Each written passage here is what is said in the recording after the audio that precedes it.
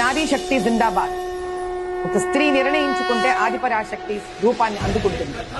ఐందవ ధర్మ సంస్థాపనకే కాదు, దేవాలయ సంరక్షణకే కాదు, గౌ సంరక్షణకే కాదు, ఒక హైదరాబాద్ లోక్సభ పార్లమెంట్ సంరక్షణమే కాదు, దేశ సంరక్షణానికైనా వెనుకాడదు స్త్రీ.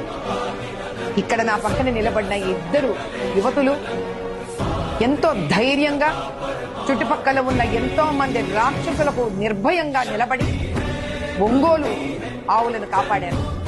ఈ ఆవుల సంరక్షణే ఈ దేశ సంరక్షణ. దీనికోసం మేము ఎంత దూరమైనా వెళతాం, నిర్భయంగా పోరాడతాం, ధైర్యంగా పోరాడతాం, ధర్మం కోసం పోరాడతాం, న్యాయం కోసం పోరాడతాం. ఆవులను హింసించాలన్నా, వాటిని సంహరించాలనుకునే వాళ్ళందరికీ ఇదే నా సమాధానం. ఖబర్దార్, ఇంకొకసారి మీ మనసులో ఆలోచన వచ్చినా కూడా కింద నుంచి కంపరము భయం పుట్టేలా చేస్తాం. జై బోలో భారత్ మాతా కీ.